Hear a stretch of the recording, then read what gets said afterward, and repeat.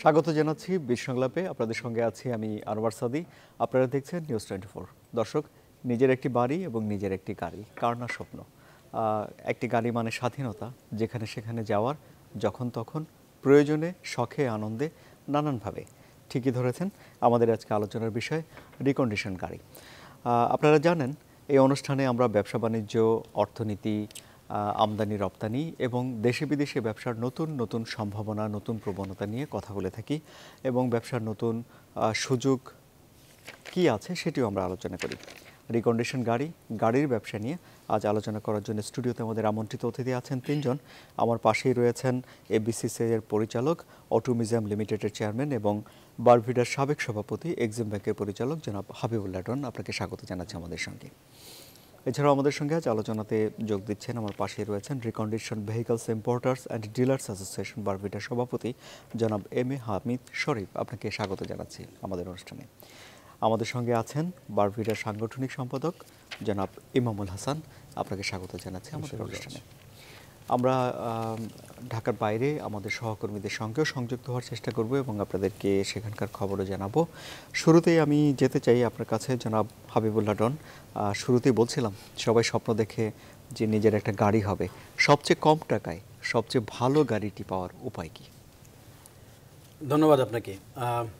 In fact recondition গাড়ি এমনি কম টাকায়, মানে if you compare with brand new car, recondition গাড়ি অবশ্যই অনেক সস্তা। এবং এই সস্তার গাড়ি, সুলভ মূল্যের এই গাড়ি এবং টেকসই গাড়ি আমরা গত প্রায় 38 বছর ধরে বাজারজাত করে আসছি বাংলাদেশের মার্কেটে। এবং আপনি জানেন যে ডিউটি, সরকারের যে ডিউটি স্ট্রাকচার আছে, এটা এখনও অনেক বেশি। সেই জন্য হয়তো অনেক কম মূল্যে দিতে পারছি না। বাট আমরা প্রতিনিয়ত কিন্তু যারা আমরা বারভিডার সাথে সংযুক্ত আছি এবং যারা নেতৃস্থানীয় যারা আছি, তারা সবসময় সরকারের সাথে চেষ্টা করি যে দেন রনবার করে কথা বলে যে চেষ্টা করি যে ডিউটা কিছুটা কমানোর জন্য। অ্যাকচুয়ালি দুটো জিনিস, একটা হলো যে ডিউটি কমালে আমরা চাই যে সুলভ মূল্যে গাড়িগুলো আমাদের যারা ক্রেতা সাধারণ আছে তাদেরকে দেওয়ার জন্য। সেকেন্ড থিং, অফকোর্স রাজস্ব সরকার বৃদ্ধি পাচ্ছে অনেক বেশি, বিকজ রিকন্ডিশন গাড়িতে দেখা গেছে যে if I start comparing like 2009-10 থেকে শুরু করে এখন পর্যন্ত 9-10-এ যেটা ছিল প্রায় 3,032 কোটি টাকা আমরা রাজস্ব দিয়েছি সরকারকে, এটা অনেকটা কিন্তু কমে আসছে বিকজ অফ ডিউটি কিন্তু এক পর্যায়ে এসে 129%, মানে সর্বনিম্ন যেটা, অ্যান্ড সর্বোচ্চ এসে দাঁড়িয়েছে 833%, যেটা আমরা প্রায় বলে থাকি আমাদের বিভিন্ন জায়গায় কথা বলতে গেলে যে বিশ্বের কোথাও কিন্তু এত হাই ডিউটি কোথাও নাই। আমরা অনেক সময় দেখা যায় যে কম্পেয়ার করি ইন্ডিয়া কিংবা পার্শ্ববর্তী অন্য দেশে, যেসব দেশে গাড়ি ম্যানুফ্যাকচার করছে তারাও কিন্তু আমদানিতে এত পার্সেন্ট ডিউটি রাখে নাই। তো আমরা জানি না যে কেন এত ডিউটি পার্সেন্টেজ এত বেশি, মানে আমি ডিসকারেজ কেন করছি, হয়তো অনেক রকম অনেকে অনেক কথা বলছে। বাট বাস্তবতা হলো এখানে যখন পাবলিক ট্রান্সপোর্ট নাই, তাহলে মানুষের একমাত্র অবলম্বন হলো ব্যক্তিগত এই গাড়ি। এই গাড়ি দিয়ে মানুষ কিন্তু যাতায়াত করবে, এই গাড়ি দিয়ে মানুষ অফিস আদালতে যাবে, ব্যবসা প্রতিষ্ঠানে যাবে, স্কুলে যাবে। সো গাড়ি, ব্যক্তিগত গাড়ির কিন্তু আমি মনে করি যে কোনো বিকল্প নাই। এবং আমি মনে করি যে এখন পর্যন্ত যে ডিউটির স্ট্রাকচারটা আছে, এই ডিউটির স্ট্রাকচারটা আমি মনে করি যে আরও কমানো উচিত। আমাদের প্রতিনিয়ত চেষ্টা আছে, আমরা চেষ্টা করে যাচ্ছি আমাদের সংগঠন থেকে সরকারের সাথে আলাপ আলোচনা করে কীভাবে ডিউটি আরও কমানো যায়, কীভাবে সুলভ মূল্যে আরও গাড়িগুলো কমালে এখন যে দাম আছে তার চেয়ে কত ভাগ দাম কমতে পারে? দেখুন, এমনি কিন্তু আমি একটু উদাহরণ দিয়ে থাকি, একটু এক্সাম্পল দিই। তার কারণ হলো এমনি গত 3-4 বছর আগে সবচেয়ে একটা সিডান কার সবচেয়ে কম দামে যেটা ছিল 4 বছর আগের কম্পেয়ার যদি করি, একটা রিকন্ডিশন গাড়ি 5 বছর রিকন্ডিশন পুরাতন গাড়িটা বিক্রি হতো 22-23 লক্ষ টাকা, টয়োটা করোলা এক্সিও। এখন এটা ইট কেম ডাউন লাইক 15.5-16 লাখ টাকায় পাওয়া যায় 5 বছর পুরাতন একটা গাড়ি। তো আমি মনে করি এমনি কিন্তু কম, এখন অনেক কমে আসছে দাম। গত 4 বছর আগের কথা যদি আমি চিন্তা করি, 3 বছর আগের কথা চিন্তা করি, কিন্তু একটা সিসি পর্যায়ে গিয়ে হয়তো ধরেন আমরা গত 2-2.5 বছর আগে 2000 থেকে 2700 সিসি পর্যন্ত ডিউটি অনেক বেশি ছিল। আমরা আমাদের সংগঠন থেকে মাননীয় অর্থমন্ত্রীর সাথে কথা বলে, এনবিআরের সাথে কথা বলে এই গাড়িগুলোর কিন্তু ডিউটি কমাতে পেরেছি। এখন একটা মাঝখানে সেগমেন্টটা হলো ধরেন কিছু এসইউভি আছে, যেটা মানে স্পোর্টস ইউটিলিটি ভেহিকেল, এই গাড়িগুলোর দাম কমে আসছে। 2000 সিসি বলেন, 2700 সিসি বলেন, যেগুলি হলো হ্যারিয়ার, তারপরে এক্সট্রেল, প্রাডো, ক্রাউন, যেসব 2000 সিসির গাড়িগুলো আছে সেগুলো গত 3-4 বছর আগে ডিউটি অনেক বেশি ছিল। আমরা সরকারের সাথে কথাবার্তা বলে এটাকে ডিউটি কমাতে পেরেছি। আমি মনে করি এই জন্য কিন্তু সব শোরুমগুলোতে এই গাড়িগুলো অ্যাভেলেবেল আছে এবং ক্রেতারাও কিন্তু গাড়িগুলো কিনতে পারছে। লাইক হ্যারিয়ার, তারপরে প্রাডো, যেসব গাড়িগুলি ছিল 1,70,80 লাখ টাকা বিক্রি করতাম, সেটা নেমে আসছে এখন 5 বছর পুরাতন একটা প্রাউডো পাওয়া যায় এখন 80-85 লাখ টাকায়। হ্যারিয়ার পাওয়া যায় একটা, যেটা হ্যারিয়ার 1,18-20 লক্ষ টাকায় ছিল 3-4 বছর আগে, ডিউটি কমানোর পর এটা নেমে আসছে, এটা 80 লাখ টাকা সর্বোচ্চ পাওয়া যায়, সর্বনিম্ন 60 লাখ টাকায়। তো আমি মনে করি আমাদের সংগঠনের প্রতিনিয়ত কিন্তু আমাদের কাজ কিন্তু একদিন, এভরিডে উই আর ওয়ার্কিং।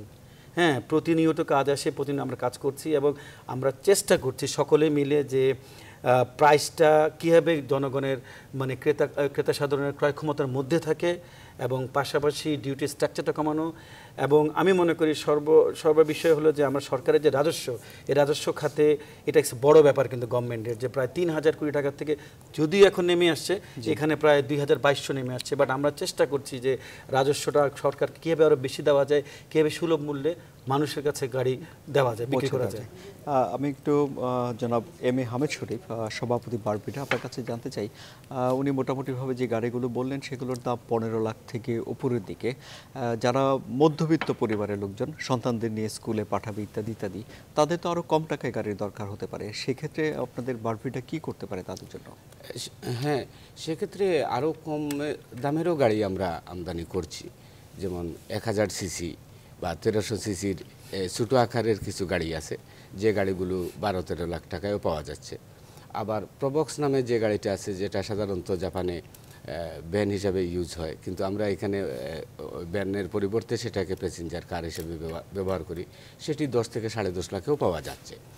তবে একটু আগে আমাদের ডনভাই যেটা উল্লেখ করেছেন যে আমাদের এখনও সঠিক পাবলিক ট্রান্সপোর্টেশন গড়ে ওঠে নাই, সেক্ষেত্রে মানুষের কিন্তু একটি অবলম্বন হয়ে গেছে একটি গাড়ি। তা সেই মধ্যবিত্তের কথা যদি চিন্তা করেন বা যারা চাকরিজীবী তাদের কথা যদি চিন্তা করেন, এখন তাদের কিন্তু নেহায়েত প্রয়োজন একটি গাড়ি। সেক্ষেত্রে সরকার যদি রাজস্বর দিকটা আরও কিছু কমিয়ে আনেন, তাহলে গাড়ির সংখ্যা বৃদ্ধি পেলে রাজস্ব আয় বাড়বে। রাজস্ব ট্যাক্স কমালে কিন্তু রাজস্ব আয় কমে না, রাজস্ব আয় উল্টা বেড়ে যায়। সুতরাং ওভারঅল রাজস্ব আয়ও বাড়বে আর মধ্যবিত্তের ক্ষমতার মধ্যে। যে যুক্তিতে বললেন যে ট্যাক্স কমালে সরকারের রাজস্ব আয় বাড়ে, ঠিক একই যুক্তিতে গাড়ির দাম কমালে তো গাড়ির বিক্রিও বাড়ে। সেক্ষেত্রে আপনাদেরও তো লাভ হচ্ছে গাড়ির দাম কমিয়ে। জি, এটাই।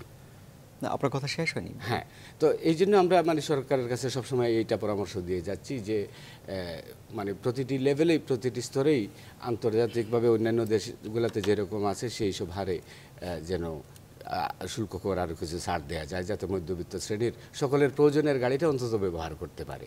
জি, জনাব ইমামুল হাসান, মধ্যবিত্তের নাগালে একটি গাড়ি পৌঁছে দেওয়ার জন্য ব্যাংক কোনোভাবে কি সহায়তা করতে পারে? আপনারা ব্যাংকের সঙ্গে কি কোনো রকম চুক্তি আছে আপনাদের?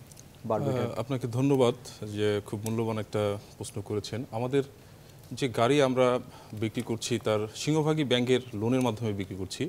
এটা বিভিন্ন ব্যাংক, রিটেল ব্যাংকিং বা সিকিউর লোনের মাধ্যমে এই লোনটা দিচ্ছে। তো ব্যাংক এখন, আগে ব্যাংক অনেক ফ্লেক্সি ছিল, 80-90% ব্যাংক লোন দিয়ে দিত, কিন্তু বর্তমান বাংলাদেশ ব্যাংকের একটা লোন প্রসিডিওরে ব্যাংক এখন 50% দিচ্ছে। 50%-এর ভিতরে আবার দেখা যাচ্ছে যে এখানে বারকোড আছে যে 40 লাখের উপরে কোনো গাড়িতে ব্যাংক ফাইন্যান্স করছে না। যেমন একটা গাড়ি প্রাডো যদি হয় 1,20,00,000 টাকা, সেখানে ব্যাংক দিচ্ছে 40 লাখ টাকা। সেক্ষেত্রে কিন্তু এখানে একটা বারকোড থেকে যাচ্ছে যে একটা 1,20,00,000 বা 1,80,00,000 টাকার গাড়ি একটা ক্লায়েন্ট নিবে, সে অনলি 40 লাখ টাকায় তো সেটা অ্যাভেল করতে পারছে না। তো এখানে ব্যাংক যদি একটু নমনীয় হয়, সেক্ষেত্রে কিন্তু মানে মধ্যবিত্তরা কিন্তু গাড়িটা আরেকটু, কারণ একজন ব্যবসায়ী কিন্তু তার সব টাকা কিন্তু ব্যবসা থেকে সে গাড়ির পিছনে ব্যয় করলে সে ব্যবসা করবে কিভাবে? সে ব্যবসা করে তো কিস্তিটা ইনস্টলমেন্টটা টানতে পারে। আপনি দেখেন আমাদের যে প্রি বাজেট মিটিংয়ে আমাদের মাননীয় যে আমাদের এনবিআর চেয়ারম্যান আমাদের প্রি বাজেট মিটিংয়ে আমাদের ডাকে, আমরা সেখানে মিটিংয়ে প্রতি বছর আমরা অ্যাটেন্ড করি। তো আমাদের এনবিআর চেয়ারম্যান আমাদের বলেন যে এত গাড়ি আমি অফিসে ঢুকলে ডানে বামে দেখতে পারি, এত গাড়ি বাংলাদেশে, আপনারা বলেন গাড়ি নাই। কিন্তু আমি মাননীয় চেয়ারম্যানকে বললাম যে মাননীয় চেয়ারম্যান, একটা ফ্যামিলিতে 5 জন মেম্বার থাকে, তো একটা গাড়ি একসময় তার হাজব্যান্ডকে নামায় দিচ্ছে, একসময় তার স্পাউসকে নামায় দিচ্ছে, একসময় তার বেবিকে স্কুলে নামায় দিচ্ছে। তো একটা গাড়ি সেগুনবাগিচায় ঘুরছে, রাজস্ব ভবনের পাশ দিয়ে ঘুরছে, যার কারণে আপনি এক গাড়ি 5 বার দেখছেন। আমাদের কিন্তু 5% লোকেরও গাড়ি নেই আমাদের বাংলাদেশে। তবে বাংলাদেশ মাননীয় যে বর্তমান যে আমাদের সরকার মাননীয় প্রধানমন্ত্রী শেখ হাসিনাকে ধন্যবাদ জানাই যে আমাদের দেশে বর্তমানে বহু কালভার্ট, বহু ফ্লাইওভার, বহু রাস্তাঘাট হচ্ছে। এখন কিন্তু আমাদের একটু যদি ফ্লেক্সি দেয় তাহলে কিন্তু আমরা আরো বেশ কিছু গাড়ি ইম্পোর্ট করে মধ্যবিত্ত নাগালের ভিতর দিতে পারি, কারণ রাস্তাঘাট তো হচ্ছে। এখন তো আমার মনে হয় যে এখন একটা একটু সময় আছে। যারা হাবিবুল্লাহ ডন, বিআরটি এর যেই তথ্য আছে সেখানে ঢাকা শহরে প্রতিনিয়ত গাড়ি বাড়ছেই এবং সারা দেশেও গাড়ির ব্যবহার বাড়ছে, আর ঢাকায় তো যানজটই লেগে থাকে, কি বলেন? শুনেন, উন্নত বিশ্বের সব ক্যাপিটাল সিটিগুলো ইফ ইউ কম্পেয়ার এই যানজট থাকে, এটা কোনো বড় ব্যাপার না। কিন্তু সেটা হলো তার কারণ if you go to now Thailand কিংবা ইউ কম্পেয়ার উইথ মালয়েশিয়া, যা দেখবেন যে পিক আওয়ারের দুনিয়ার গাড়ি, হ্যাঁ। তারপরে দেখা যায় যে 2-3 আওয়ার থাকে, যেন অফিস আওয়ার এন্ড অফিস থেকে ফেরার সময়, হ্যাঁ, স্কুল টাইম, এভরিওয়্যার। বাংলাদেশেও সেটার বিচিত্র কিছু না। আর আমরা তো মনে করি যে গাড়ি বাড়ছে। আপনি দেখেন যে মাননীয় প্রধানমন্ত্রী কি বললেন, সংসদে দাঁড়িয়ে বললেন যে একজন প্রশ্ন করেছে যে মাননীয় প্রধানমন্ত্রী রাস্তা তো অনেক যানজট, রাস্তায় চলা যায় না। উনি বললেন যে এর অর্থ কি, মাই ইকোনমি ইজ মুভিং, মানুষের হাতে টাকা আছে, মানুষ কিনতে পারছে, এটা তো টেনশনের কিছু নাই। যে অফকোর্স অর্থনীতির ডে বাই ডে অর্থনীতির আকার কত বড় হয়েছে, তাই না? মানুষের আয় বেড়েছে, তারপরে মাথাপিছু আয় বেড়েছে, তাই না? আমরা এখন মধ্য আয়ের দেশের স্বপ্ন দেখছি, উন্নত আয়ের দেশের স্বপ্ন দেখছি। সেখানে গাড়ি ছাড়া how you'll do it? By walking you can't do it, by food you have to take car, তাই না? আপনি গাড়ি ছাড়া আপনি চিন্তাই করতে পারেন না। এখন ওয়েল, আমরা তো সবসময় বলছি ডিসেন্ট্রালাইজ করা উচিত, সবাই ঢাকামুখী। কদিন আগেও দেখলাম যে আমাদের এক খুব পরিচিত মানুষের চাকরি করেন, আমাকে ফোন করলো যে ভাই আমাকে ঢাকার বাইরে নিয়ে যাবে, আমি ঢাকায় থাকতে চাই। মানে everybody wants to stay in Dhaka city, মানে সবার কনসেন্ট্রেশন। বিকজ ঢাকা সিটিতে যে ফ্যাসিলিটিগুলো আছে, এই ফ্যাসিলিটিগুলো কেন আমরা ঢাকার বাইরে দিতে পারছি না? আমরা বলতেছি স্যাটেলাইট টাউন করা হচ্ছে, এটা কিন্তু সত্যি একটা কিন্তু চিন্তার ব্যাপার যে আফটার 10 ইয়ার্স আমরা কোথায় যাব। কারণ প্রতিদিন কিন্তু প্রায় 100-100-100-র মতো গাড়ি কিন্তু রেজিস্ট্রেশন হচ্ছে, এটা কিন্তু সবারই চিন্তার ব্যাপার। হ্যাঁ, আমরা খুশির ব্যাপার যে মাননীয় প্রধানমন্ত্রী যে উদ্যোগটা নিয়েছেন, ব্রিজ করছেন, ফ্লাইওভার করছেন, মেট্রো করছেন, এগুলি সাথে সাথে যদি আমরা সিটিকে ঢাকার বাইরে না নিই, ডিসেন্ট্রালাইজ না করি, আফটার 10 ইয়ার্স এটা কিন্তু সবার জন্য কিন্তু একটা বিপদ হয়ে যাবে। এবং এই ফ্যাসিলিটিগুলো যেটা ঢাকায় আছে, সেই ফ্যাসিলিটিগুলো আমি ঢাকার বাইরে নিতে পারি, লাইক হসপিটাল বলেন, বিশ্ববিদ্যালয় বলেন, স্কুল বলেন। ঢাকায় কে থাকতে চায় বলেন? ঢাকাতে এত দাম, জমির দাম বেশি, ফ্ল্যাটের দাম বেশি। আমি যদি এই ফ্যাসিলিটিগুলো সে যদি মানিকগঞ্জে পাই, কিংবা আমি যদি ঢাকার আরেকটু দূরে পাই, হ্যাঁ, তাহলে আমি কেন এখানে থাকবো? আমার যদি যাতায়াত ব্যবস্থা খুব সহজ হয়, আমি ওখান থেকে এসে কোনো না জাপান কিংবা উন্নত বিশ্বে 200-250 কিলোমিটার দূরে গিয়ে অফিস করে আবার বাসায় ব্যাক করছে, বিকজ অফ ট্রান্সপোর্টেশন অ্যাভেলেবেল আছে। আমি একটু যোগ করি, আমার এখানে কলিগ বললেন ব্যাংকের বিষয়টা, এটা একটু নজরে নেওয়া উচিত। বিকজ বাংলাদেশে কিন্তু যত গাড়ি আমরা রিকন্ডিশন গাড়ি বেচি, তার কিন্তু বলতে গেলে প্রায় 90% গাড়ি কিন্তু ব্যাংকের মাধ্যমে বিক্রি হয়, ব্যাংক কিংবা লিজিং কোম্পানির মাধ্যমে বিক্রি হয়। এখন গত 4-5 বছর আগে ব্যাংকের কিন্তু যে আমাদের রেশিওটা ছিল যে ক্রেতা কত দিবেন, ব্যাংক কত দিবেন, সেটা কিন্তু কমে এসেছিল। মানে ক্রেতা রেশিওটা খুবই কম ছিল, মানে ক্রেতা মাত্র 30% পেমেন্ট করতে, আর ক্রেতা মাত্র 70% দিতে হতো ক্রেতার, ব্যাংক দিত মাত্র 30%। এটা কিন্তু যখন ছিল 4 বছর আগে, আমাদের কিন্তু বিক্রি একেবারে কমে গেছিল, বিক্রি একেবারে। এখন মানুষ যদি একটা ক্রেতা 70% দিতে পারছে, সেটা 100% দিয়ে কেনার কথা, না দেওয়ার মতো। তো আমরা কি করলাম, আমরা দায়িত্ব নেওয়ার পরে আমরা এসে কিন্তু এটা নিয়ে কাজ করলাম। কাজ করে বাংলাদেশ ব্যাংকের সাথে কথা বললাম, বাংলাদেশ ব্যাংকের তখন যিনি গভর্নর ছিলেন ওনার সাথে আতিয়া সাহেবের সাথে কথা বললাম, এসকে সুর সাহেব ওনার সাথে কথা বললাম। আমরা সিরিজ অফ মিটিং করার পরে ওনাদেরকে আমরা বুঝাতে সক্ষম হয়েছি যে অ্যাকচুয়ালি গাড়িতে যে অটো লোনটা দেওয়া হয় সেটার রিকভারি কিন্তু বলতে গেলে 99% রিকভারি, কিন্তু ব্যবসা কিন্তু ভালো। ব্যাংকগুলোতে আপনি জানেন যে আমি একটা ব্যাংকের সাথে আছি, ব্যাংকগুলোতে অলস মানি পড়ে আছে লক্ষ হাজার কোটি টাকা, কিন্তু ব্যয় হচ্ছে না, বিকজ অন্য নতুন নতুন মানে কোনো প্রকল্প হচ্ছে না, প্রজেক্ট হচ্ছে না, কেননা গ্যাসের অভাব, বিদ্যুতের অভাব। সেইখানে আমরা বোঝানোর চেষ্টা করেছি যে দেখেন আপাতত কিছু অংশ যদি আপনি অটো লোনে দেন, রিকভারি ইজ প্রায় 99%, এবং পাশাপাশি তখন মাত্র 20 লক্ষ টাকা সর্বোচ্চ দেওয়া হতো। 20 লক্ষর কনসেপ্ট ছিল যখন ডিউটি অনেক কম ছিল। এখন একটা গাড়ির ডিউটি 70 লক্ষ, 80 লক্ষ, 40 লক্ষ, 50 লক্ষ টাকা। তো 20 লক্ষ টাকা আমি সর্বোচ্চ লোন নিয়ে আমি কিভাবে গাড়ি কিনতে পারি? কারণ এক একটা গাড়ির দাম 70 লাখ, 80 লাখ টাকা। তখন আমরা বললাম যে এটাকে ডাবল করা উচিত, মিনিমাম 50 লাখ করা উচিত, যে একটা গাড়িতে ব্যাংক 50 লক্ষ টাকা লোন দিবে। বাট সেটাও না করে তখন বাংলাদেশ ব্যাংকের বিআরপিডি সেখান থেকে নির্দেশনা আসলো যে 40 লাখ টাকা সর্বোচ্চ লোন দিবে এবং 10 লক্ষ টাকা আমরা আরো পার্সোনালি লোন করতে পারি এবং 50% লোন দিবে একটা গাড়ি। একটু বাড়ানোর সুযোগ আছে মনে হয় আপনার? Well, it is a continuous process. আমরা মনে করি আমরা চেষ্টা করব সামনের বছর আবার এসে, যেটা একটা গাড়িতে 50% লোন দিচ্ছে এবং সর্বোচ্চ 40 লক্ষ টাকা, আমরা চেষ্টা করবো যাকে 60 লক্ষ টাকা করার জন্য। এবং চেষ্টা করব যে অনেক আগে ছিল 70-30, মানে ব্যাংক 70% দিত, ক্রেতা 30% দিত। এখন আমরা আমরা এখানে সরকারের সাথে কথাবার্তা বলে 50-50 করেছি এবং 20 থেকে 40 লক্ষ টাকা করেছি। এটা আমাদের প্রসেস থাকবে, সবসময় চেষ্টা করব যে এটাকে মিনিমাম 60 লাখ টাকা করা সর্বোচ্চ এবং 70-30-তে করা। আবার এটা আমাদের এই প্রচেষ্টা আমার মনে করি অব্যাহত থাকবে বারবিডার পক্ষ থেকে। আমরা আলোচনায় আসবো, তার আগে একটু উনি যেহেতু ঢাকার বাইরের কথা বলছিলেন, আমরা রাজশাহীতে একটু সংযুক্ত হই আমাদের সহকর্মী রাহাত খানের সঙ্গে। রাহাত খান, ঢাকার বাইরে রাজশাহীতে ওখানে রিকন্ডিশন গাড়ির চাহিদা কেমন আছে? আপনাদের ওখানে কি কোনো শোরুম আছে? রাহাত খান।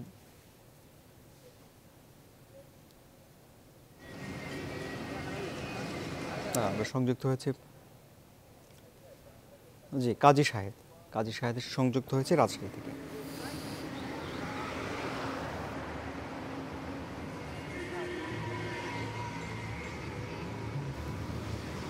জি,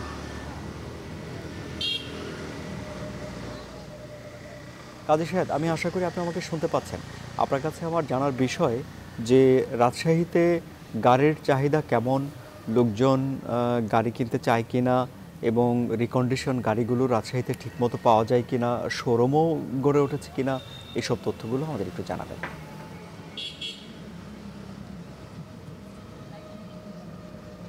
সাদি, আপনাকে ধন্যবাদ। শুরুতেই যেটি জানিয়ে রাখি, রাজশাহীতে কিন্তু রিকন্ডিশন গাড়ির কোনো শোরুম নেই।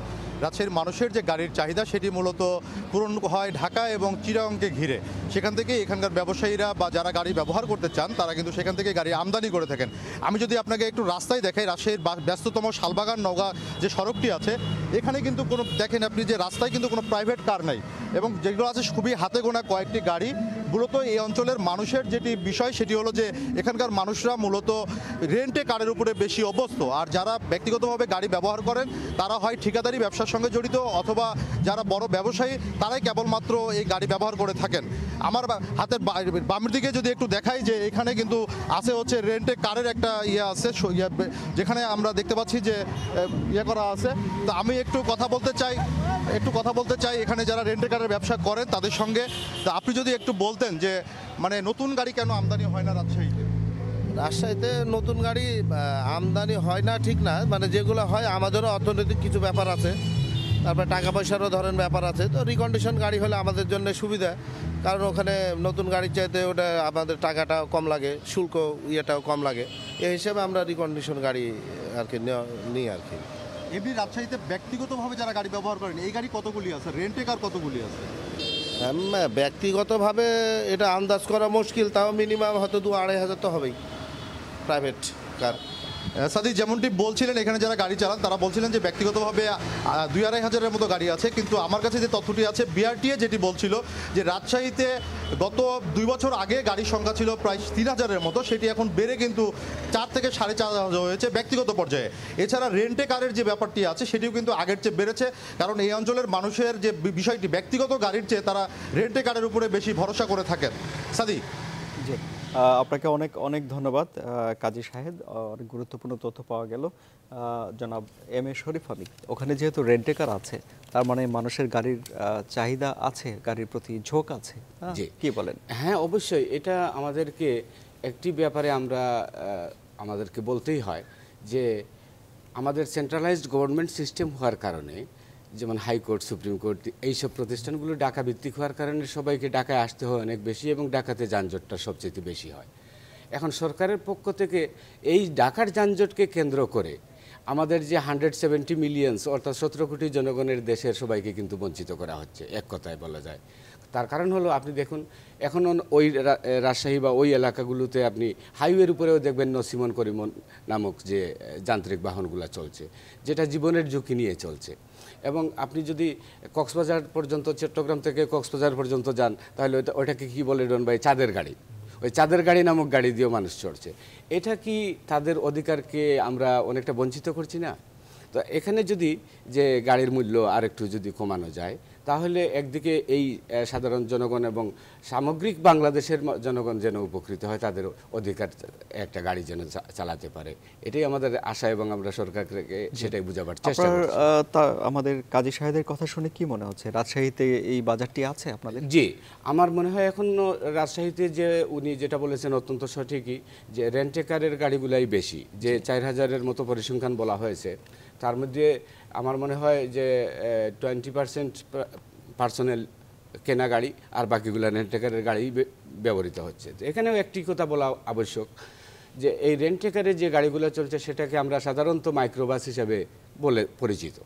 তো এই মাইক্রোবাসের উপরেও কিন্তু সাপ্লিমেন্টারি ট্যাক্স আরোপ করা হয়েছে। এটা একেবারে অযৌক্তিক এবং এটা একটি পাবলিক ট্রান্সপোর্টের বাহন।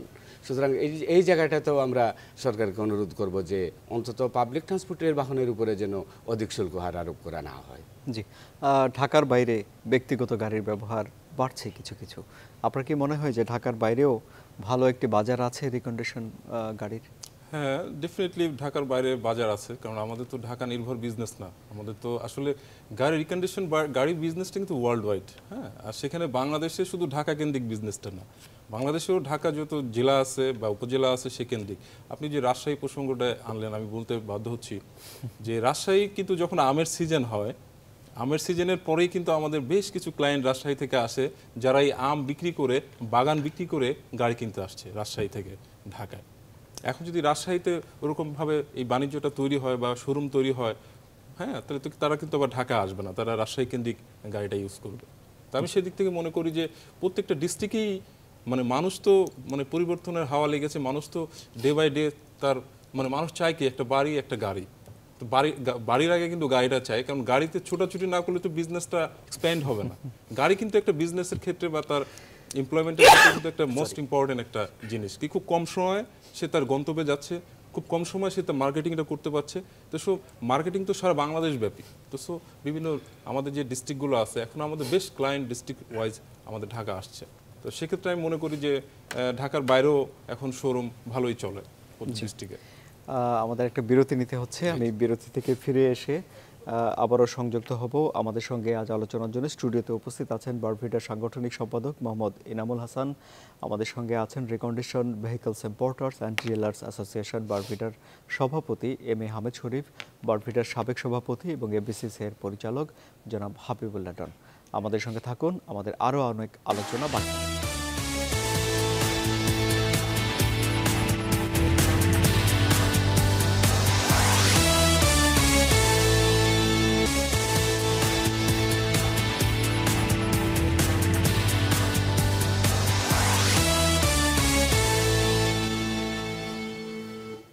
আবারও স্বাগত জানাচ্ছি বীর সংলাপে। আমি আনোয়ার সাদি আপনাদের সঙ্গে আছি।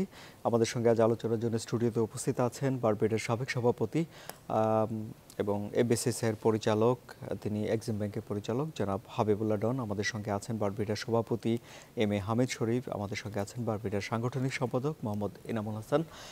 তিনজনের কাছে আলোচনায় যাব, তার আগে আমরা একটু বরিশালের খবর নিই।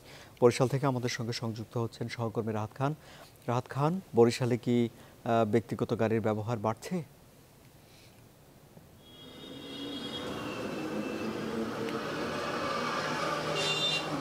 ধন্যবাদ সাদি। আসলে বরিশালে ব্যক্তিগত গাড়ির ব্যবহারের সংখ্যা দিন দিন বেড়েই চলছে। আমি যদি একটু বলি যে গত যদি 5 বছর পেছনের দিকে তাকাই, বরিশাল শহরে ব্যক্তিগত এবং যে রেন্টে গাড়ির যে গাড়ির সংখ্যা ছিল কিন্তু খুবই কম। আসলে গত কয়েক বছরে যে এই বরিশাল শহরটি একটি উন্নয়নশীল শহর, এটি আসলে পদ্মা সেতু এবং পায়রা বন্দর এবং কুয়াকাটা পর্যটন কেন্দ্রকে ঘিরে আসলে এখানে একটি ব্যাপক সম্ভাবনা রয়েছে এবং এই সম্ভাবনার কারণে এখানে কিন্তু মানুষের যে রুচিরও পরিবর্তন হয়েছে। তো এখন কিন্তু মানুষ আসলে যার একটু সীমিত সামর্থ্যের মধ্যে তিনি একটি গাড়ি কিনতে চান এবং তিনি তার মতো করে চলতে চান, তার মতো করে ব্যবসা পরিচালনা করতে চান। তো গত 5 বছরে যদি আমরা হিসাব করি যে দেখা যাচ্ছে যে বরিশালে যদি গত 5 বছরে 100 গাড়ি থাকে আগে, তো এখন সেখানে কিন্তু 5 শতাধিক ব্যক্তিগত গাড়ি আছে যারা কিন্তু ব্যবহার করছেন। তো আসলে এই যারা গাড়ি ব্যবহারকারী তাদের সাথে আমি কথা বলেছি, তারা যেটি বলেছেন যে রিকন্ডিশন গাড়ির প্রতি তারা কেন ঝুঁকছেন, বিষয়টি হচ্ছে এরকম যে তাদের সাধ্যের মধ্যে কুলোয় দেখেই তারা রিকন্ডিশন গাড়ির দিকে ঝুঁকছেন। নতুন যে গাড়ি, বিভিন্ন ব্র্যান্ডের যে গাড়ি আসলে সেগুলো যদি তারা কিনতে যান তাহলে পরে তাদেরকে অনেক একটা বড় একটা অঙ্ক দরকার, কিন্তু তারা সেই অঙ্কটা ম্যানেজ করতে পারছেন না বলেই সীমিত সামর্থ্যের মধ্যে সেই যে রিকন্ডিশন গাড়ির দিকে ঝুঁকছেন। তো আমরা আসলে গাড়ি রেন্টেকারের গাড়ি কিংবা রিকন্ডিশন গাড়ির বিষয়ে আমরা এখন প্রশ্ন করব। আমরা এখন জানতে চাইবো বরিশালের প্রসিদ্ধ গাড়ি ব্যবসায়ী আছেন জনাব আজিম খান। আসলে জনাব আজিম খান, আপনার কাছে জানতে চাইবো, আপনি দীর্ঘদিন ধরে গাড়ির ব্যবসা করছেন, আসলে কেন আপনারা রিকন্ডিশন গাড়ির দিকে ঝুঁকছেন, আসলে এর সুবিধা অসুবিধাটা কি যদি একটু বলতেন। আসলে হয়েছে কি, আমাদের তো অর্থ কমের জন্য আমরা রিকন্ডিশন গাড়ি কেনার আগ্রহী করি, কারণ নতুন গাড়ি কিনতে গেলে অনেক টাকার দরকার হয়, ওই টাকা তো আমরা ম্যানেজ করতে পারি না, ওই জন্য রিকন্ডিশন গাড়িটি আমাদের বেশি কেনা হয়। রিকন্ডিশন গাড়ি ব্যবসা করতে আছি আমরা ইদানিং, এখন ওই সরকার আয়করটা একটু বাড়াই দিয়েছে, যে আয়করের জন্য আমাদের মাসে বছরে দেখা গেছে কাগজ করতে অনেক টাকার প্রয়োজন হয়। আগে এটা কম ছিল, ইদানিং অনেক বাড়াই দিয়েছে, হ্যাঁ, ব্যবসা করতে সমস্যা হয়। আপনি তো দীর্ঘদিন ধরে গাড়ির ব্যবসা করছেন, আসলে বরিশালে যদি হিসাব করে যে গত 3-4-5 বছর আগে কি পরিমাণ ব্যক্তিগত এবং ভাড়া গাড়ি ছিল এবং এখন কি পরিমাণ গাড়ি আছে?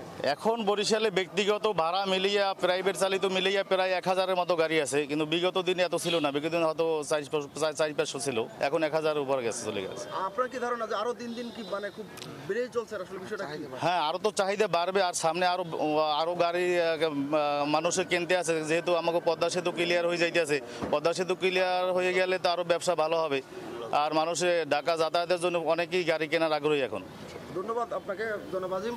আসলে আপনি শুনলেন সাথে যে আসলে পদ্মা সেতু এবং পায়রা বন্দর এবং কুয়াকাটা পর্যটন কেন্দ্রকে ঘিরে কিন্তু বরিশালের সকল সম্ভাবনা, আসলে এর সাথে সাথে এই সম্ভাবনার সাথে সাথে কিন্তু মানুষের যে চাহিদা চাওয়া পাওয়া সেটাই কিন্তু পাল্টে যাচ্ছে এবং তারা ক্রমেই একটু আয়েসের দিকে যাচ্ছে এবং তারা চাচ্ছে যে একটি গাড়ি কিনে খুব দ্রুত সময়ের মধ্যে ঢাকা থেকে ঘুরে আসবে, কিংবা তারা পর্যটন কেন্দ্র কুয়াকাটা যাবে কিংবা পায়রা বন্দরে যাবে। তো আমরা যেটা অনেকের সাথে কথা বলে জানলাম যে আরও আগামীতে বরিশালে কিন্তু রিকন্ডিশন গাড়ির সংখ্যা দিন দিন বাড়বে। তবে তারা যেটি বলেছেন যে সরকার যে বাৎসরিক যে একটি ট্যাক্স বা কিংবা যে গাড়ির যে কাগজপত্র যে রিনিউয়াল করার জন্য যে ফিগুলো দরকার জমা দিতে হয়, সেগুলো আসলে একটু তারা কমানোর দাবি করেছেন। তো আজিম তো সাদি, আপনি শুনলেন এখানকার সার্বিক পরিস্থিতি। অনেক ধন্যবাদ রাহাত খান। আমি একটু জনাব ইমামুল হাসানের কাছ থেকে এবার আলোচনাটা শুরু করি। একজন সাধারণ ক্রেতা, একজন মধ্যবিত্ত মানুষ বা ক্রেতাদের কি সুবিধা পেতে পারে, কিভাবে গাড়ি কিনতে পারে, এসব বিষয় নিয়ে আমরা আলোচনা করলাম। কিন্তু এই রিকন্ডিশন গাড়ি তো এটা একটা ব্যবসাও, আপনাদেরকে গাড়িটা বাইরে থেকে আনতে হয়। যারা বাংলাদেশে কিনছে তাদের কথা বলছি না, আপনারা যারা আমদানি করছেন, সেই আমদানি করতে গিয়ে আপনাদের ব্যাংকের সঙ্গে লেনদেন কেমন চলছে? ওখানে কি কোনো বাধা আছে? আপনি একটু ভালো প্রশ্ন করেছেন, কারণ আমরা যদি সুলভে গাড়ি না আনতে পারি এবং যথাসময়ে গাড়ি শিপমেন্ট না করতে পারি, একটা ক্রেতা সাধারণ কিন্তু সেটা কম মূল্যে বা ভালো প্রাইজে সে পাবে না। এই জন্য ব্যাংকের ভূমিকা আসলে গাড়ি আমদানির ক্ষেত্রে এবং গাড়ি একজন রিটেলার কাছে সে সেম একই ব্যাপার বিষয়টা। তো আমি যে জিনিসটা বলবো যে ব্যাংকে যে আমরা এলসি করছি, হ্যাঁ, কিছু কিছু ব্যাংক আছে যে এলসির পরেও এলসির পেমেন্টটা একটু দেরি করে দিচ্ছে, যার কারণে শিপমেন্ট বা আমাদের যে সাপ্লায়ার আছেন তারা ডকুমেন্টসটা একটু দেরি করে পাঠাচ্ছেন। আবার কিছু কিছু ব্যবসায়ী আছে, সব ব্যবসায়ী যে মানে খুব বড় ভলিউমে ট্রানজ্যাকশন করতে পারবে তা তো না। আমাদের ধরুন বারবিডায় আমাদের বাংলাদেশ কার ইম্পোর্ট অ্যান্ড ডিলার অ্যাসোসিয়েশন আমাদের মেম্বার ধরেন 400-500 450 থেকে 500 মেম্বার আছে। তো এর ভিতরে দেখেন তৃণমূল লেভেলের আছে, কিছু বড় ব্যবসায়ী আছে, হ্যাঁ, মধ্যবিত্ত ব্যবসায়ী আছে। তো সবার কিন্তু ব্যাংকে আপনার ওই ফ্যাসিলিটিসটা নেই, আর ব্যাংকে ফ্যাসিলিটিস না থাকলে এখানে কিন্তু বাংলাদেশ ব্যাংকের একটা বারকোড আছে যে 90 ডেজ বা 120 ডেজের ভিতর আমার গাড়িগুলো ছাড় করতে হবে। বাংলাদেশ ব্যাংক কিন্তু বুঝছে না যে বাংলাদেশে কখন হরতাল যাচ্ছে, কখন অসহজ যাচ্ছে, কখন আপনার কারেন্সি আপ ডাউন হচ্ছে, ডলার অ্যান্ড ইয়েনের আপ ডাউন হচ্ছে, কখন গাড়ির দাম কমছে। বাংলাদেশ ব্যাংক কিন্তু এটা জানে না। বাংলাদেশ ব্যাংক তার অ্যাকর্ডিং তার লেভেলে যে ব্যাংকগুলোকে তার বলা আছে যে 120 ডেজ বা 90 ডেজের ভিতর তাকে ডকুমেন্ট সার করতে হবে, না হলে বিন লক হয়ে যাবে। বিন লক দ্যাটস মিন আমরা যে গাড়ি আমদানি করি, আমাদের যে ভ্যাট রেজিস্ট্রেশনটা আছে এটা লক করে দেওয়া হলো, যে আপনি পরবর্তীতে যখন আপনি গাড়ি আমদানি করবেন তখন আর আপনি এই পিছনের গাড়ি না ছাড় করে আপনি সামনে গাড়ি আনতে পারবেন না। দেখা যাচ্ছে যে রিসেন্টলি আমাদের কিন্তু কারেন্সি খুব বেশি আপ ডাউন হয়েছে। তো দেখা যাচ্ছে যে আমাদের পিছনের গাড়ি এবং সামনের গাড়ি সামঞ্জস্য করতে হলে আমাদের আবার রিসেন্টলি আরও কিছু ইম্পোর্টের প্রয়োজন হয়, কিন্তু বিন যদি লক করিয়ে দেয় তাহলে এই ব্যবসায়ীরা কিন্তু সামনে আর গাড়ি আমদানি করতে পারছে না। তো এই ধরনের বিভিন্ন মানে ব্যাংকিং ফ্যাসিলিটিসটা যদি আমদানিকারকের ক্ষেত্রে এবং যে রিটেলারের ক্ষেত্রে যদি একটু ফ্লেক্সি করে, আমার মনে হয় যে ব্যবসাটা আরও ভালো হয়। জি যে আমি জনাব এম এ হামেদ শরীফ আপনার কাছে একটু বিশেষভাবে আপনার কাছে যাচ্ছি, তার আগে একজন দর্শক আমাদের সঙ্গে সংযুক্ত হয়েছেন। দর্শক, আপনার নাম পরিচয় জানিয়ে আপনার প্রশ্ন করুন। আসসালামু আলাইকুম, আমি ইমাম হোসেন জুয়েল, পুরান ঢাকা থেকে বলছিলাম। বলুন। আমি আমার কোশ্চেন হচ্ছে, রিকন্ডিশন গাড়ির হচ্ছে আমাদের সুবিধার অন্যতম কারণ হচ্ছে আমরা যেভাবে গণপরিবহন সংকট, এই রিকন্ডিশন গাড়িটা কিন্তু আমাদের খুব অনেক বড় একটা সাপোর্ট হচ্ছে। তো আমাদের উচিত এটাকে আরো সাপোর্ট দেওয়া, জিনিসগুলোকে আরেকটু সহজ এবং সুন্দরভাবে আমাদের সবার কাছে উপস্থাপন করা। ধন্যবাদ।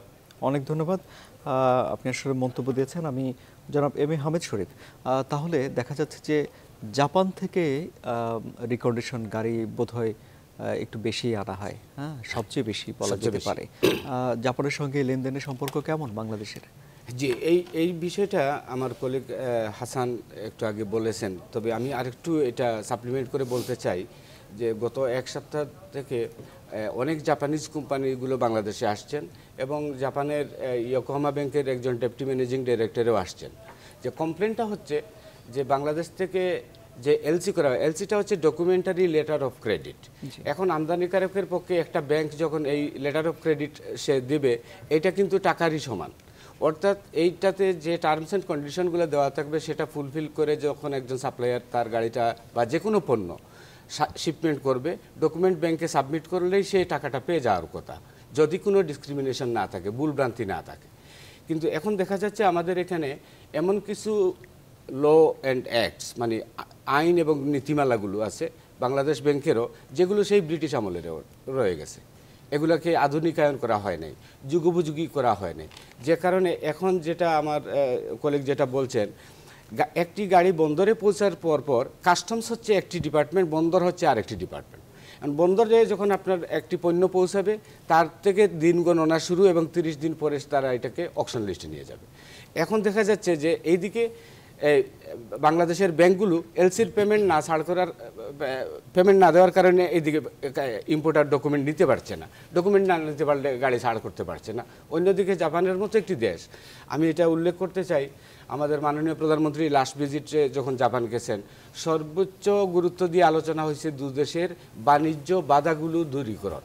তাহলে এই ধরনের এলসির পেমেন্ট ডিলে করে জাপানের মতো দেশের ব্যবসায়ীদেরকে পাঠানো, এইটি কিন্তু একটি বাণিজ্য বাধা হিসাবে আমরা পরিগণিত করতে পারি। এবং আমি আশা করব সরকার এই ব্যাপারে অত্যন্ত সচেতন হবেন, কারণ জাপানের মতো দেশ, যে দেশ থেকে আমরা জাইকা সহ যে বড় বড় প্রতিটি প্রজেক্ট এবং আমাদের যে উন্নয়ন সহযোগী দেশ হিসাবে একক দেশই হচ্ছে জাপান সবচাইতে বেশি।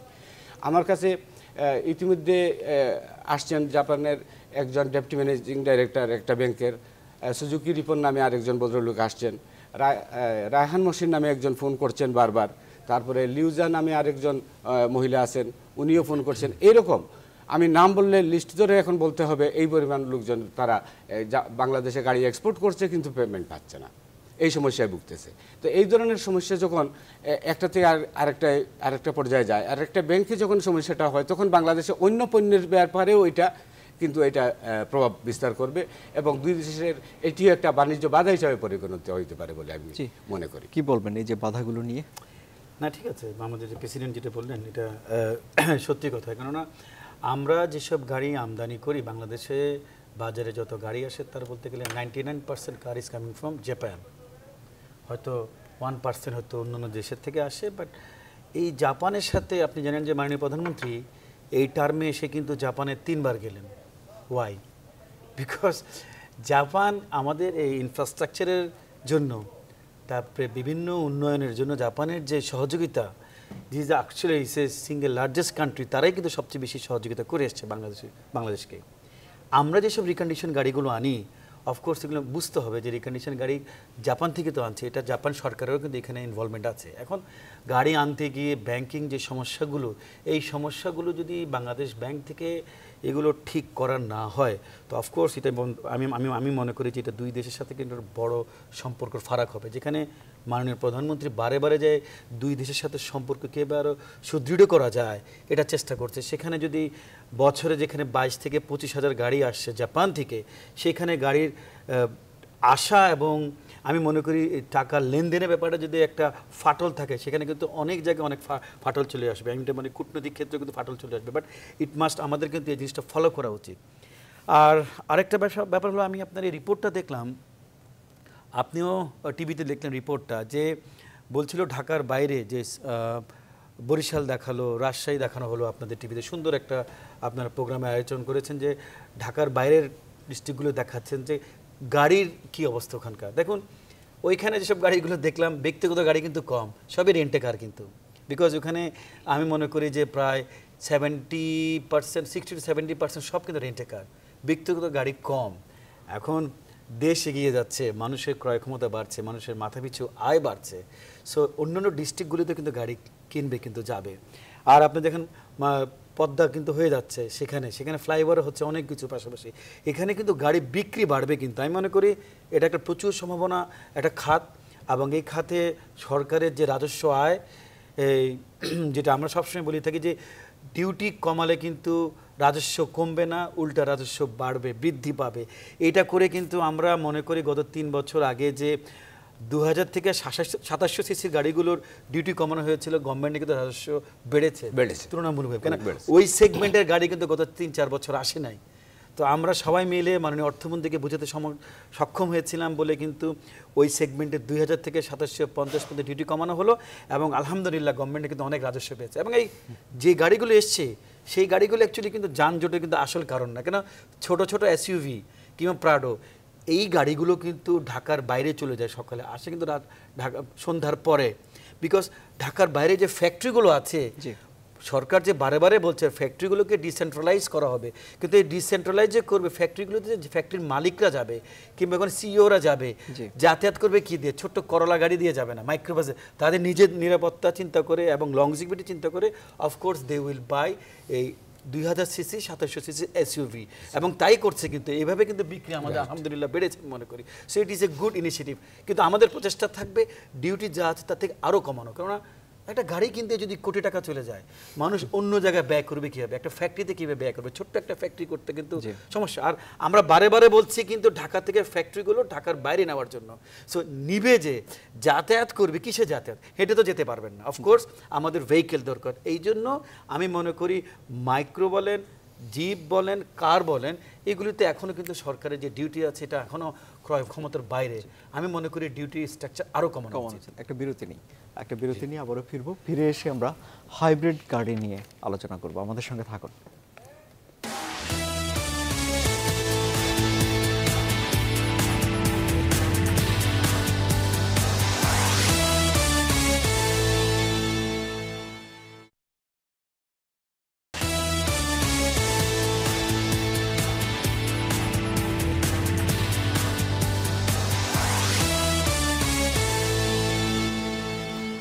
আবার স্বাগত জানাচ্ছি বীর সংলাপে। আমি আনোয়ার সাদি আপনাদের সঙ্গে আছি।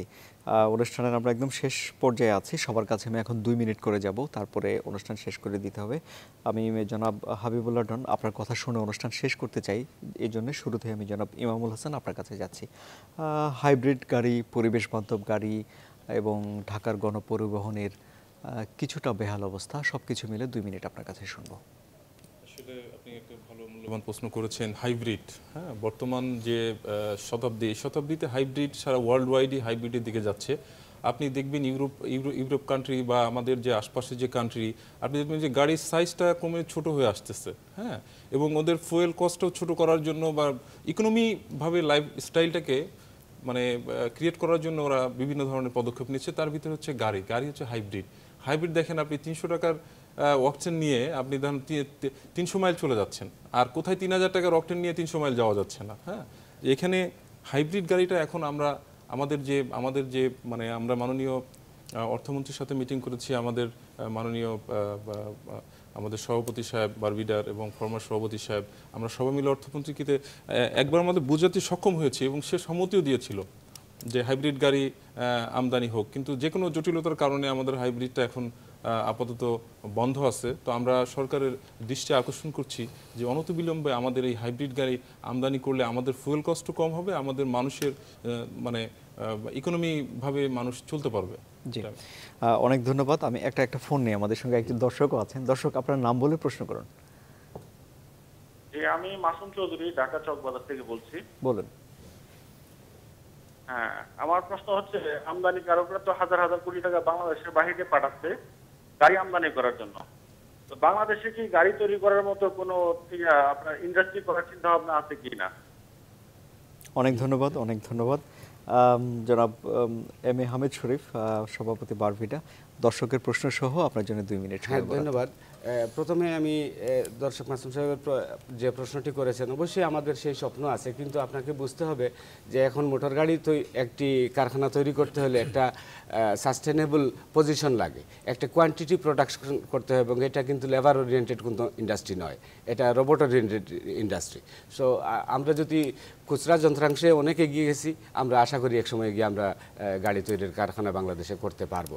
তবে আমি হাইব্রিড সম্পর্কে আমি লুপ সামলাতে পারছি না, কিছুটা বলতেই হয়, আমার সময় আছে মাত্র 2 মিনিট। তো 2 মিনিটে এটি বিস্তারিত বলা সম্ভব নয়। তো আমরা যেটা বলতে চাচ্ছি সরকারকে, যেটা বুঝাইছি, যে আপনি যে ব্র্যান্ডের এই একটি মগে এটি পেট্রোল, এটি হাইব্রিড। এখন এই পেট্রোলটি আসতেছে, এটির যে ট্যাক্স আছে 10 লাখ টাকা আপনি ট্যাক্স পাচ্ছেন। হাইব্রিড যদি 13 লাখ টাকা ট্যাক্স হয়, তাহলে মানুষ কিনবে না। তাহলে হাইব্রিড হচ্ছে আমার এখানে এই সিএনজি গ্যাস আমার লাগবে না, সিএনজি গ্যাসটা আপনি ইন্ডাস্ট্রিয়াল খাতে ব্যবহার করতে পারবেন, পরিবেশ দূষণ হবে না, এবং ফুয়েল বাবদ আমার ইম্পোর্টের যে US ডলার, আমার যে ফরেন কারেন্সি, সেটাও সেফ হবে। তো এই সেভিংসের জন্য এই গাড়িটার 10 লাখ টাকার ট্যাক্স, এটাতেও 10 লাখ টাকার ট্যাক্সেই আনেন, কম আনার কথা বলছি না, সমন্বয় করার কথা বলছি। এটা এই আমাদের জাতীয় রাজস্ব বোর্ডের বুঝতে এত অসুবিধা হচ্ছে কেন, বা এত দেরি হচ্ছে কেন, এটাই আমাদের প্রশ্ন। আরেকজন দর্শক আছেন। দর্শক, আপনার নাম বলে আপনি প্রশ্ন করুন। জি, সংযোগ বিচ্ছিন্ন হয়ে গেছে, খুবই দুঃখিত। অনুষ্ঠান শেষ করব, আপনার কথা শুনে জনাব হাবিবুল্লাহ ডন, 2 মিনিট। ঠিক আছে, আমি হাইব্রিডটা নিয়ে বলি, বিকজ এটা নিয়ে গত 4-5 বছর ধরে কিন্তু আমাদের সংগঠন থেকে আমরা কিন্তু সরকারের বিভিন্ন পর্যায়ে কথা বলছি, এবং আমার কলিগরা ঠিকই বলেছেন যে মাননীয় অর্থমন্ত্রী কিন্তু আমাদেরকে বলেছে যে ঠিক আছে, আই এম এগ্রিড, হাইব্রিড গাড়ি দরকার। দেখুন, হাইব্রিড গাড়ি আমরা গত 4-5 বছর ধরে হাইব্রিড আমদানির করার জন্য আমাদেরকে অনুমতি দেওয়ার কথা বলছি, রিকন্ডিশন, বাট ব্র্যান্ড নিউ কিন্তু আমদানি হচ্ছে। কিন্তু সরকার যে কারণে হাইব্রিড গাড়ি আমদানি করতে দিয়েছিল ব্র্যান্ড নিউ আলাদাদেরকে, তারা কিন্তু করতে পারেননি, পার্সেন্টেজ ইজ 0 বলতে গেলে। সেইখানে why will bring hybrid, because hybrid তো আমাদের ব্যবসার জন্য না, ইস ফর দ্য কান্ট্রিজ ভালো বেটারমেন্টের জন্য। তার কারণ হলো, একটা হলো গ্যাসের যে অপচয়, এটা বন্ধ হচ্ছে, পেট্রোলের অপচয় বন্ধ হবে, environment friendly, it is a government, সরকারের জন্য, দেশের জন্য, সব মিলিয়ে কিন্তু এটা দরকার। সেকেন্ডলি, আমরা হাইব্রিড নিয়ে কথা বলছি, এখন উন্নত বিশ্বে গত 3-4 বছর ধরে ইলেকট্রিক্যাল কার চলে আসছে, হাইব্রিডের পরে ইলেকট্রিক্যাল কার, বিভিন্ন কিন্তু গ্যাস স্টেশনে কিন্তু ইলেকট্রিক্যাল বসে দেওয়া হয়েছে, চার্জ করলো 10 মিনিটের মধ্যে চার্জ হয়ে গেলো, ওরা কিন্তু আবার প্রায় 100-200 কিলোমিটার যেতে পারছে, ইলেকট্রিক্যাল কার। হাইব্রিডের পরের প্রযুক্তি, তারপরের প্রযুক্তি হলো সোলার কার। গত 3-4 মাস আগে সোলারের গাড়ি বেরিয়ে গেছে। সো আমরা কিন্তু এখনো হাইব্রিড নিয়ে চিৎকার চেঁচামেচি করছি, কিন্তু হাইব্রিডের কোনো পারমিশন পাচ্ছে না। এটা খুবই দুঃখজনক। It is not for us. গভর্নমেন্টের উচিত as early as possible hybrid recondition, hybrid গাড়ি আমদানির সুযোগ দেওয়া। এতে করে আমি মনে করি যে আমরা এখানে কিন্তু আমার মিস করে গেছে একটা কথা, জাপানে কিন্তু আস্তে আস্তে সব হাইব্রিড গাড়ি ওরা বানাচ্ছে, এরা আর ফুয়েলের গাড়ি বানাচ্ছে না, because fuel is expensive and environment, পরিবেশের কথা চিন্তা করে। এখন আমি অকশন থেকে আমরা গাড়ি কিনি, রিকন্ডিশন গাড়ি, অকশনে যদি 10,000 গাড়ি উঠে, তার মধ্যে দেখা যায় এখন প্রায় 30-35% সব হাইব্রিড চলে এসছে। ইন ফিউচারে কিন্তু ওরা আস্তে আস্তে বন্ধ করে দেবে, 5-7-10 বছর পরে তারা আস্তে আস্তে হাইব্রিড করে ফেলবে সব গাড়ি। তখন আমরা কি আমদানি করব? আমাদের তো বুঝতে হবে, এখনই যদি আমাদেরকে সুযোগ না দেয় গভর্নমেন্ট আমদানি করার, তাহলে আমি মনে করি ইট ইজ সুইসাইডাল হবে গভর্নমেন্টের জন্য, আমাদের জন্য, সবার জন্য। কিন্তু আমি মনে করি বিলম্বে যদি পারে নেক্সট মান্থে পারে, বাজেট পর্যন্ত ওয়েট করার দরকার নেই, নেক্সট মান্থে যদি পারে, এখানে আমার নেতারা আছে, এরা যদি গভর্নমেন্টের সাথে কথা বলে, গভর্নমেন্ট কিন্তু কনভিন্স, এক পর্যায়ে কনভিন্স, আরেক পর্যায়ে আটকে গেছে। সেখানে আপনি জানেন যে এনবিআর কেবল সব মিলে বোঝানো খুব কষ্ট, আর পক্ষ বিপক্ষ থাকে, আমরা একটা কথা বলে আসবো, আরেক পক্ষ আরেক কথা বলবে। আমি মনে করি কোনো পক্ষের কথা না শুনে গভর্নমেন্ট সরকার দেশের যে জিনিসটা ভালো হবে, এনভায়রনমেন্ট ফ্রেন্ডলি, গ্যাস সেফ হলো, ফুয়েল সেফ হলো, সব কিছু চিন্তা করে আমি মনে করি অনতিবিলম্বে হাইব্রিড গাড়ি আমদানির সুযোগ আমাদেরকে দেওয়া উচিত। অনুষ্ঠান শেষ করি আজকে। আমাদের সঙ্গে অনুষ্ঠানে যোগ দিয়েছিলেন জনাব হাবিবুল্লাহ ডন, তিনি এফবিসিসি এর পরিচালক, তিনি অটো মিউজিয়াম লিমিটেডের চেয়ারম্যান এবং বারবিডার সাবেক সভাপতি, পরিচালক, এক্সিম ব্যাংক। আমাদের সঙ্গে আলোচনায় যোগ দিয়েছিলেন recondition vehicles importers and dealers association বারবিডার সভাপতি এম এ হামিদ শরীফ এবং আমাদের সঙ্গে যোগ দিয়েছিলেন বারবিডার সাংগঠনিক সম্পাদক ইমামুল হাসান। এছাড়াও বরিশাল থেকে আমাদের সহকর্মী রাহাত খান এবং রাজশাহী থেকে আমাদের সহকর্মী কাজী শাহেদ আমাদের সঙ্গে সংযুক্ত হয়েছিলেন। সবাইকে অনেক ধন্যবাদ। এবং দর্শক, আপনারা যারা আমাদের সঙ্গে ছিলেন, এতক্ষণ আলোচনা শুনেছেন, তাদের তো ধন্যবাদ রইলই। একই সঙ্গে আগামীকাল একই সময়ে এই অনুষ্ঠান অন্য কোনো বিষয় নিয়ে আমরা করব। আপনাদেরকে দেখার আমন্ত্রণ রইল। ধন্যবাদ।